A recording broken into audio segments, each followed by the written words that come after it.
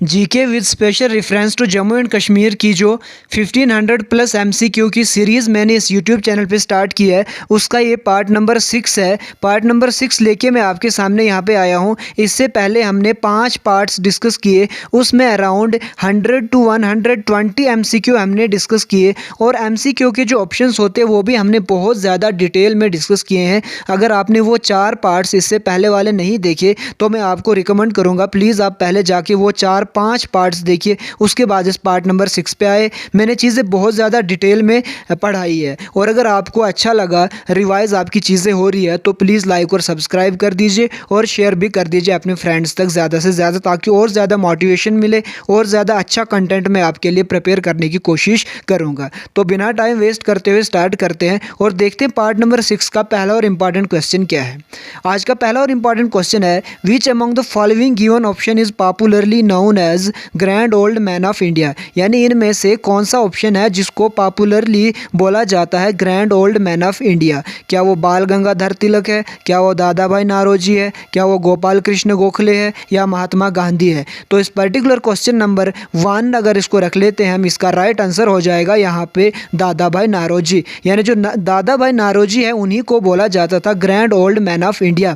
ये दादा भाई नारोजी वही दादा भाई नारोजी है जिसने सबसे पहले जो वर्ड स्वराज था वो 1906 जो Kolkata session of Indian national Congress था उसमें सबसे पहले जो वर्ड स्वराज था उसका यूज़ किया था। यूज़ इन्होंने सबसे पहले किया वर्ड स्वराज का, लेकिन जो वर्ड स्वराज था वो दिया किसने था, वो दिया था सबसे पहले दयानंद सरस्वती ने, लेकिन इसको यूज़ किया था 1906 Kolkata session of Indian national Congress के अंदर, जब प्रेसिडेंट थे दादा भाई नारोजी, उन्होंने सबसे पहले स्वराज वर्ड को यूज़ किया। ये दादा भाई नारोजी वही दादा भाई नारोजी है जो 3 बार इंडियन नेशनल कांग्रेस के प्रेसिडेंट बने। इसी तरह से अगर हम बात करें बाल गंगाधर तिलक ने, इन्होंने एक स्लोगन दिया था, Swaraj is my birth right and I shall have it. इन्होंने होम रूल लीग स्टार्ट की थी 1916 में। एक्चुअली जो 1916 में होम रूल लीग स्टार्ट की थी वो 2 होम रूल लीग स्टार्ट हुई थी। एक बाल गंगाधर तिलक ने स्टार्ट की थी,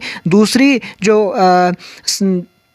होम रूल लीग थी वो स्टार्ट की थी अन्नी बेसेंट ने। उन्होंने दोनों ने अपनी कॉपरेशन कोऑर्डिनेशन के साथ अलग अलग जगहों पे होम रूल लीग स्टार्ट की थी 1916 में। इसी तरह अगर हम बात करें गोपाल कृष्ण गोखले के, ये मॉडरेट्स थे। हमें पता है कि 1907 के सेशन में इंडियन नेशनल कांग्रेस के 2 पार्ट्स हो गए थे, एक्सट्रीमिस्ट और मॉडरेट्स, और जो गोपाल कृष्ण गोखले थे मॉडरेट ग्रुप ऑफ कांग्रेस से बिलोंग करते थे। महात्मा गांधी की अगर मैं बात करूँ, 1924 का जो बेल्जियम सेशन था, एक ही ऐसा सेशन था जिसमें महात्मा गांधी इंडियन नेशनल कांग्रेस के प्रेसिडेंट थे। आई होप पहला वाला क्वेश्चन जो हमने डिटेल में डिस्कस किया आपको बहुत अच्छे से समझ आया होगा। अगर ये वाला आपको बहुत ज़्यादा हेल्पफुल लगा तो प्लीज़ एक बार सब्सक्राइब कर दीजिए और लाइक भी कर दीजिए, अगर हो सके तो शेयर भी कर देना।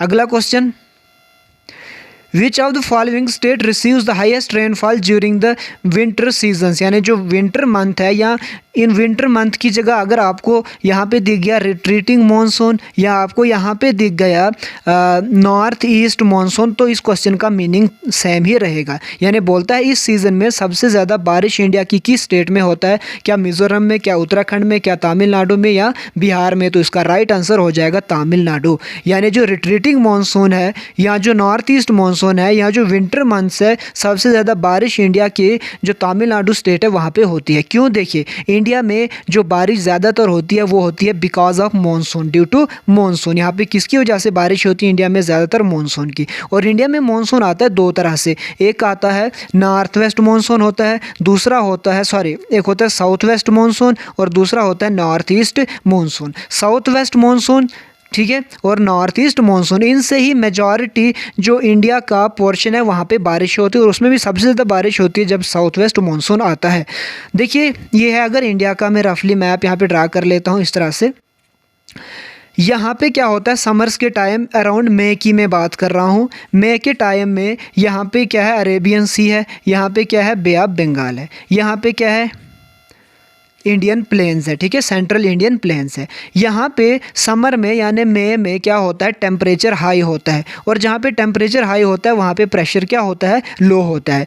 अगर हम यहाँ और यहाँ का कंपैरिजन करें, अरेबियन सी यहाँ पे क्या है, सी है, तो यहाँ पे टेम्परेचर क्या होता है, कम होता है, जिसकी वजह से प्रेशर क्या होता है, हाई होता है, और हमेशा विंड्स चलती है high pressure to low pressure. तो इसी वजह से जो विंड्स है ना, यहाँ से वो कहाँ की तरफ चलती है, ऊपर की तरफ चलती है। लेकिन यहाँ पे वेस्टर्न घाट्स है, वो उसको रोक देती है, जिसकी वजह से यहाँ पे ओरोग्राफिक रेनफॉल हो जाती है। यहाँ से ऊपर पूरी इंडिया में ये वाली बारिश हो जाती है इस मानसून से। ये वाला जो मानसून होता है, ये कौन सा मानसून होता है, साउथ वेस्ट मानसून। पूरे भारत में इससे बारिश होती है। राजस्थान में कम बारिश क्यों होती है, क्योंकि यहाँ पे अरावलीज है, अरावलीज उसको आगे नहीं जाने देती है, क्योंकि साउथ वेस्ट जो मानसून होती है ये अरेबियन सी से उठती है, जिसकी वजह से इनमें बहुत ज़्यादा मॉइस्चर होता है और अच्छी खासी बारिश हो जाती है। लेकिन तमिलनाडु में इस टाइम पे बारिश नहीं होती है। क्यों नहीं होती है, क्योंकि वेस्टर्न घाट से टकरा के यहाँ पे बारिश होती है। ये विंडवर्ड साइड हो गया। लेकिन ये जो तमिलनाडु है ना, ये लीवर्ड साइड में आता है, यहाँ पे ये वाली हवाएं नहीं चलती है। इसी तरह से बे ऑफ बंगाल से भी एक इसी तरह की हवाएं चलती है, जो नॉर्थ ईस्टर्न स्टेट वगैरह में बारिश कराती है, और फिर यहाँ से टर्न करके और ये यहाँ से ऊपर जाके पूरी इंडिया में बारिश कराती है, कुछ ही जगह छोड़ के, जैसे राजस्थान में कम बारिश होती है और तमिलनाडु वाले एरिया में, ठीक है। फिर सितंबर आते आते क्या हो जाता है, यहाँ पे जगह कम है इसलिए मैं रफली बना रहा हूँ। सितंबर आते आते यहाँ से वापस आने लग जाती यही मॉनसून विंड्स, ठीक है। जब ये वापस आने लग जाती है तो यहाँ से ये जो विंड्स है इनको कोई भी मॉइस्चर ज़्यादा नहीं मिलता, इसलिए उतनी ज़्यादा बारिश इस एरियाज़ में नहीं होती है। लेकिन जब इस एरिया से वापस आ रही होती है यही जो साउथ वेस्ट विंड्स ऊपर गई ना, ये अब रिट्रीट हो रही है सितंबर के महीने में। जब ये रिट्रीट हो रही होती है तो इनको हम तब क्या बोलते हैं, रिट्रीटिंग मॉनसून, या हम इनको बोलते हैं तब north east monsoons, north east winds बोलते हैं हम इनको, ठीक है, मॉनसून विंड्स। जब ये यहाँ से आती है, यहाँ पे बे ऑफ बंगाल है, बे ऑफ बंगाल से थोड़ा सा मॉइस्चर उठा के ये जो तमिलनाडु वाला पार्ट है यहाँ पे अच्छी खासी बारिश करा देते हैं। इसीलिए बोला जाता है विंटर रेनफॉल इंडिया में सबसे ज़्यादा कहाँ पे होती है, तमिलनाडु में होती है। ये मैंने आपको एक रिवीजन दिया है, पूरा कंसेप्ट नहीं है। ये जो विंड यहाँ से ऊपर जाती है, और भी बहुत से फैक्टर है, लो प्रेशर हाई प्रेशर के अलावा भी और भी फैक्टर्स है, जिसकी वजह से इनको पुश ऊपर मिलता है और ऊपर से नीचे आती है। उनको मैं यहाँ पे डिस्कस नहीं कर पाऊंगा, क्योंकि ये रिवीजन सीरीज़ है। कहीं अगर थ्योरी पढ़ी हमने तब मैं ये चीज़ें आपको अच्छे से क्लियर यहाँ पे करवाऊंगा। तो आई होप ये भी आपको अच्छे से समझ आया होगा। अगर समझ आया तो प्लीज़ सब्सक्राइब कर दीजिए। Next question, Lonar lake is situated in the state of, जो लोनार लेक है वो किस स्टेट में है? क्या वो महाराष्ट्र में है, वेस्ट बंगाल, तेलंगाना या आंध्र प्रदेश में? तो जो लोनार लेक है ये महाराष्ट्र में है। जो महाराष्ट्र इंडिया की स्टेट है, वहाँ पे कौन सी लेक इंपॉर्टेंट लेक है? लोनार लेक है। इंपॉर्टेंट है बहुत ज़्यादा, क्योंकि डायरेक्टली पूछ लिया जाता है कि ये वाली लेक कहाँ पे पाई जाती है, किस स्टेट में। अगर मैं वेस्ट बंगाल की कुछ इंपॉर्टेंट लेक्स की बात करूँ, एक वहाँ पे एक इंपॉर्टेंट लेक है जिसका नाम है सुमंदू लेक। सुमंदू लेक के अलावा वहाँ पे एक और इम्पॉर्टेंट लेक है राबिंद्रा लेक, राबिंद्रा सरोवर लेक है वहाँ पे। एक और वहाँ पे इम्पॉर्टेंट लेक है रासिक बिल लेक। तो ये 4 इंपॉर्टेंट लेक्स हमने देखी वेस्ट बंगाल में। कौन कौन सी? सुमंडू लेक है, उसके अलावा राबिंद्र सरोवर लेक है, इसी तरह से एक और लेक है रासिक बिल लेक है, और सुभाष एक और लेक है वेस्ट बंगाल में ही, ये भी है सुभाष सरोवर लेक, ठीक है। तो सरोवर जहाँ पे होगा वो वेस्ट बंगाल में होगा। अगर मैं तेलंगाना की यहाँ पे बात करूँ, यहाँ पे 2 इंपॉर्टेंट लेक्स है। एक है हुसैन सागर लेक, कहाँ पे पाई जाती है? तेलंगाना में। एक और लेक है हिमायत सागर, ठीक है, जहाँ पे आपको हुसैन सागर और हिमायत सागर जो 2 लेक्स है वो कहाँ पे है? तेलंगाना में। इसी तरह अगर आंध्र प्रदेश की बात करूँ, यहाँ पे एक है कोलेरू लेक के अलावा है पुलिकट लेक। ये 2 इंपॉर्टेंट लेक्स है। एक और इम्पॉर्टेंट लेक थी, याद नहीं आ रही है, Kolleru lake, Pulicat lake, Kolleru lake, Cumbum lake. तो ये 3 इंपॉर्टेंट लेक्स है आंध्र प्रदेश में, Kolleru lake, Pulicat lake and Cumbum lake. इसके अलावा भी बहुत सी लेक्स इन स्टेट्स में है, लेकिन जो मोस्ट इंपॉर्टेंट लेक्स है वो यही है, Kolleru lake, Pulicat lake and Cumbum lake important lakes है आंध्र प्रदेश की। अगला question, Pakyong airport is located in, जो पैक्योंग एयरपोर्ट है वो इंडिया की किस स्टेट में है? क्या वो सिक्किम में है, असम में है, अरुणाचल प्रदेश में है या नागालैंड में है? तो इसका राइट आंसर हो जाएगा सिक्किम, यानी जो पैक्योंग एयरपोर्ट है वो कहाँ पे लोकेटेड है? वो सिक्किम में लोकेटेड है। अगर मैं असम की बात करूँ, यहाँ पे एक इम्पॉर्टेंट इंटरनेशनल एयरपोर्ट है सिक्किम में जिसका नाम है लोकप्रिय गोपीनाथ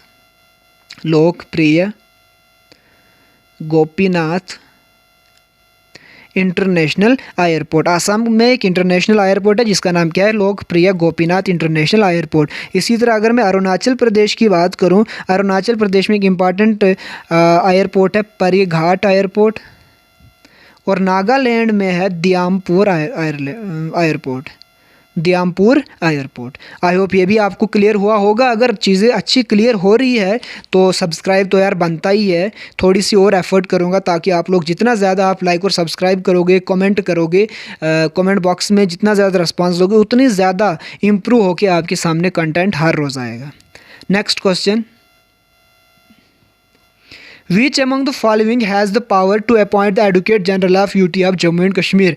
जो Jammu and Kashmir union territory है उसमें जो एडवोकेट जनरल है उसको अपॉइंट करने की पावर किसके पास है? देखिए, ये जो एडवोकेट जनरल होता है ना, ये होता है highest law officer of a state. जैसे highest law officer of a country कौन होता है? Attorney general of India. इसी तरह से एडवोकेट जनरल ऑफ यूटी या स्टेट होता है, वो स्टेट या यूटी में हाईएस्ट लॉ ऑफिसर होता है। यानी गवर्नमेंट के जो भी इश्यूज़ होंगे रिलेटेड टू लॉ, वहाँ पे उसको कौन रिप्रेजेंट करेगा? स्टेट्स में या यूनियन टेरिटरीज में एडवोकेट जनरल। और सेंट्रल जो लॉज वगैरह होंगे या गवर्नमेंट के रिलेटेड कोई भी चीज़ होगी वहाँ पे रिप्रेजेंट कौन करेगा? Attorney general of India. तो यहाँ पे क्वेश्चन है कि जो UT of Jammu and Kashmir का एडवोकेट जनरल है उसको अपॉइंट कौन करेगा? उसको करेगा lieutenant governor of Jammu and Kashmir. Lieutenant governor के यहाँ पे बात करें, प्रेजेंट में कौन है? Lieutenant governor Manoj Sinha.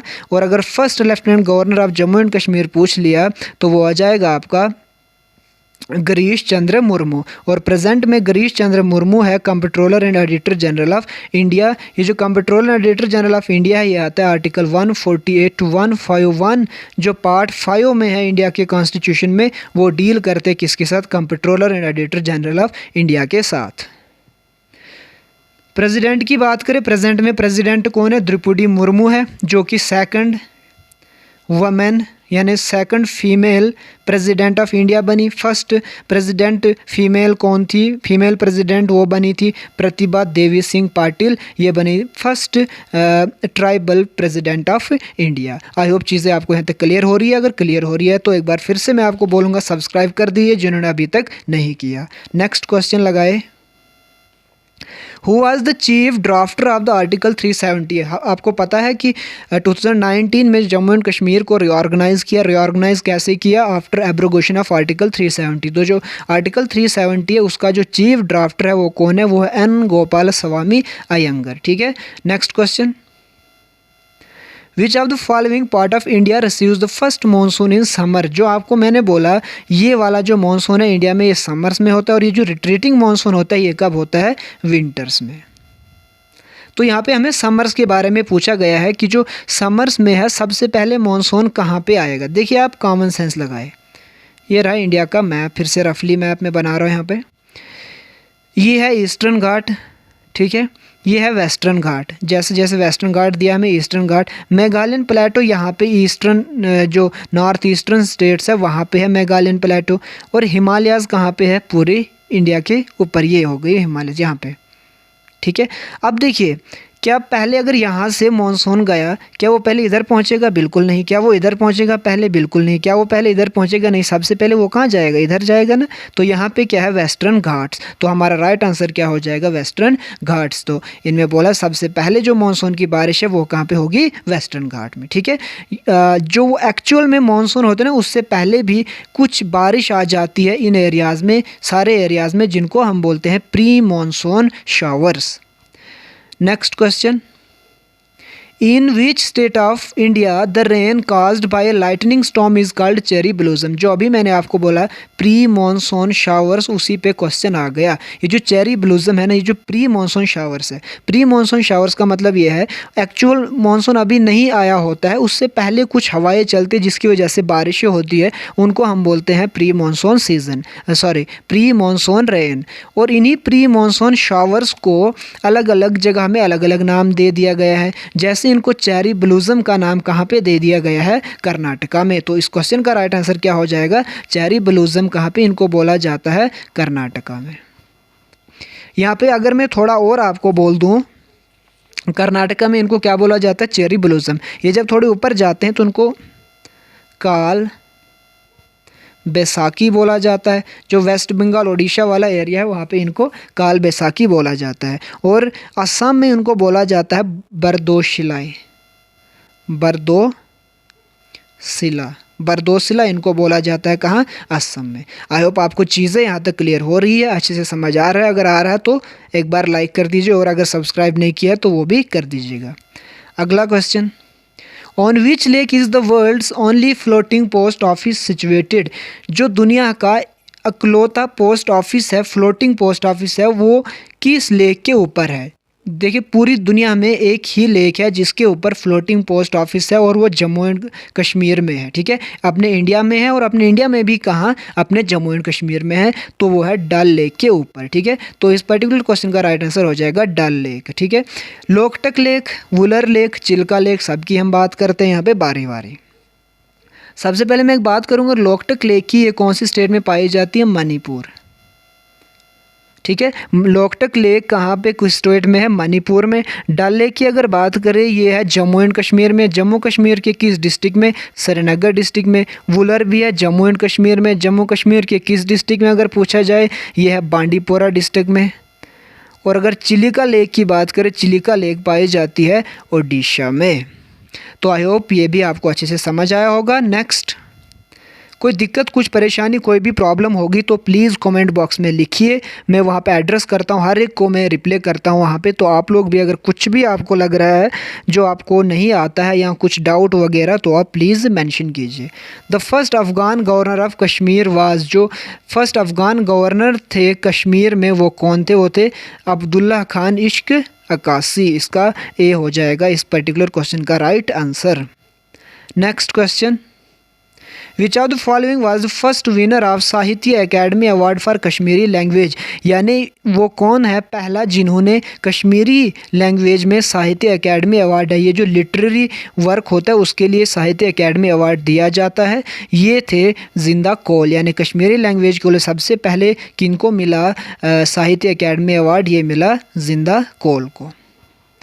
इसी तरह से जो पद्मा सचदेव है, जिनको फर्स्ट फीमेल डोगरी पोइट बोला जाता था, जिनका कुछ ही साल पहले निधन भी हो गया, उनको भी साहित्य एकेडमी अवार्ड मिला था। उनकी एक पुस्तक थी, उनकी एक लिटरेरी वर्क था जिसका नाम था मेरी कविता मेरी गीत, मेरी कविता मेरी गीत। उनके लिए उनको मिला था साहित्य एकेडमी अवार्ड। देखिए चीज़ें आप भी कनेक्ट करने की कोशिश किया करो, एक चीज़ देखते उससे जितना हो सके बाकी चीज़ें कनेक्ट करके पढ़ा करो, तब जाके एग्ज़ाम क्लियर होने वाला है आपका।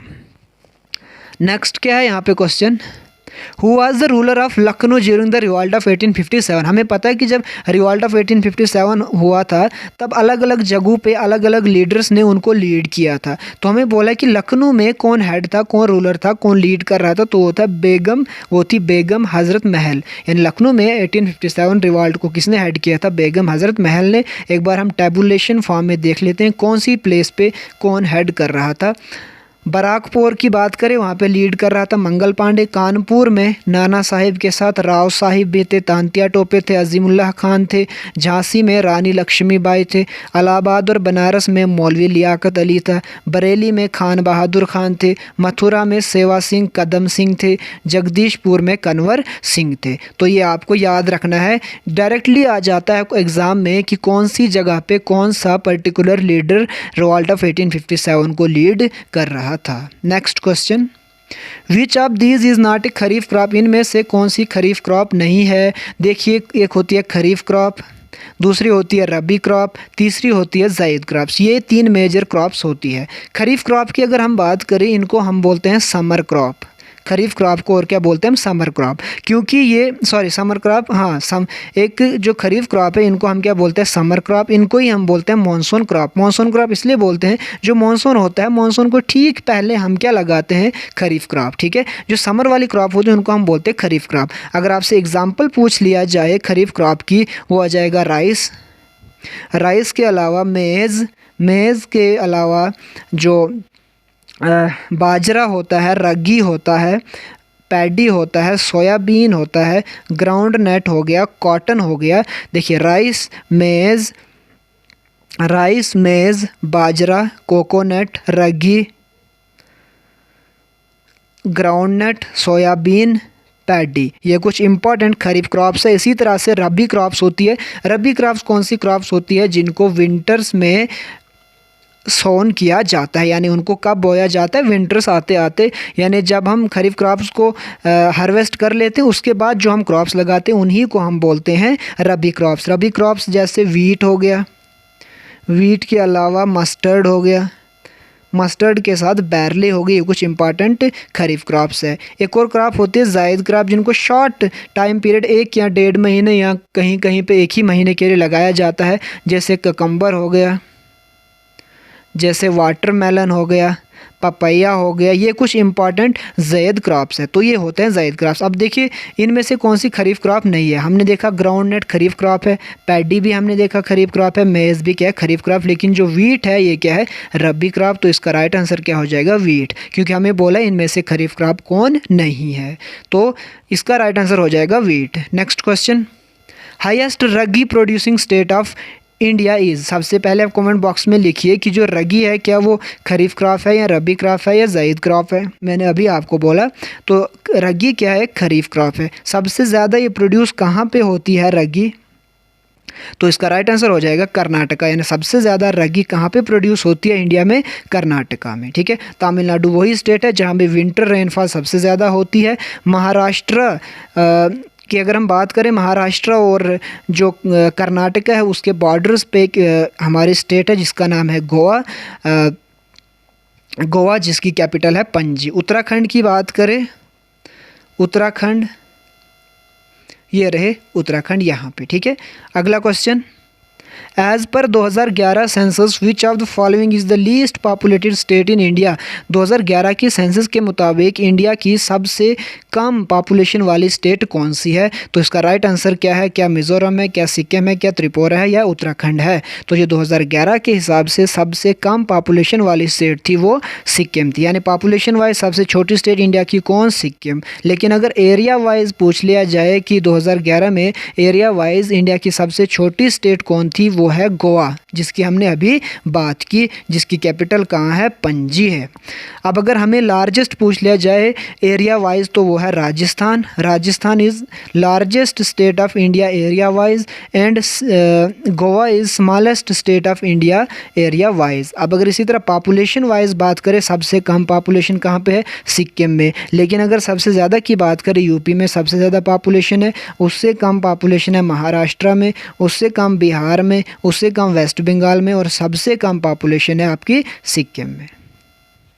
आई होप चीज़ें अच्छी से क्लियर हो रही है। अगर समझ आ रहा है तो प्लीज़ लाइक और सब्सक्राइब कर दीजिएगा, तभी मुझे लगेगा कि आप लोग मेरा कंटेंट पसंद कर रहे हो, तो और ज़्यादा मैं बेटर करने की कोशिश करूँगा अपने कंटेंट को।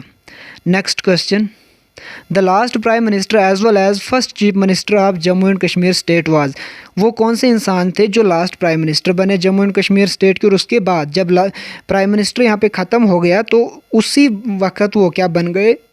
चीफ मिनिस्टर बन गए। तो वो थे गुलाम मोहम्मद सादिक। गुलाम मोहम्मद सादिक एक ऐसे इंसान थे जो लास्ट प्राइम मिनिस्टर भी थे और पहले चीफ मिनिस्टर बन गए। यहाँ पे अगर सईद, इसको अगर हम मीर कासिम, क्योंकि बहुत से थे, अगर हम इसको सईद मीर कासिम बना दे तो ये चीफ मिनिस्टर रह चुके हैं जम्मू एंड कश्मीर के। शेख मोहम्मद अब्दुल्ला, जिनको शेर कश्मीर बोला जाता है, शेर कश्मीर शेख मोहम्मद अब्दुल्ला, इनकी एक किताब भी है जिसको बोलते हैं आतिश चिनार। इनकी बायोग्राफी है जो लिखी है M.Y. तियांग ने।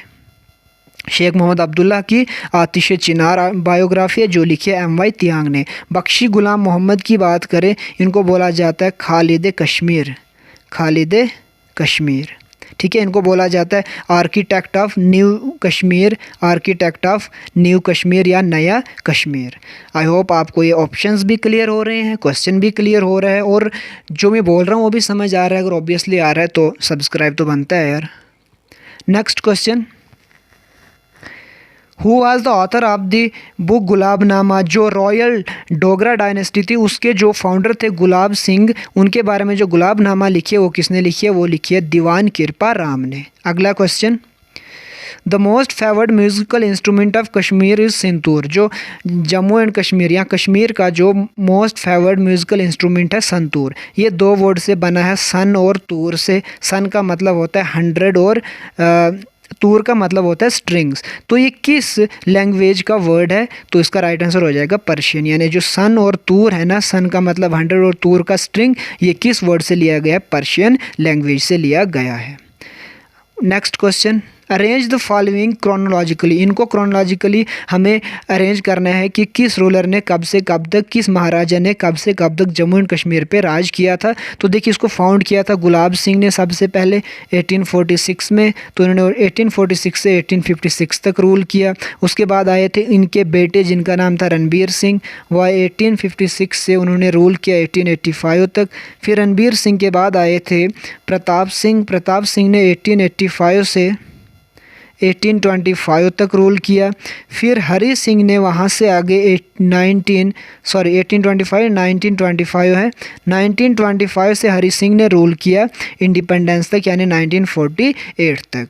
तो सबसे पहले गुलाब सिंह, उसके बाद रणबीर सिंह, उसके बाद प्रताप सिंह, उसके बाद हरी सिंह। सबसे पहले गुलाब सिंह 1, उसके बाद रणबीर सिंह 4, उसके बाद प्रताप सिंह 2, उसके बाद हरी सिंह 3, यानी 1423, 1423 ये हो जाएगा, ये इसका राइट आंसर।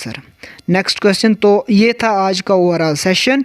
आई होप आपको चीज़ें अच्छे से क्लियर हुई होंगी। अगर आपको समझ आया, अच्छे से चीज़ें हेल्पफुल लगी तो ज़्यादा कुछ नहीं, बस लाइक कर दीजिए, सब्सक्राइब भी कर दीजिए साथ में, और जो बेल आइकन है उसको भी दबा दीजिए। उसके बाद अगर हो सके तो शेयर भी कर देना। आज की वीडियो में अगर पसंद आए तो शेयर करना।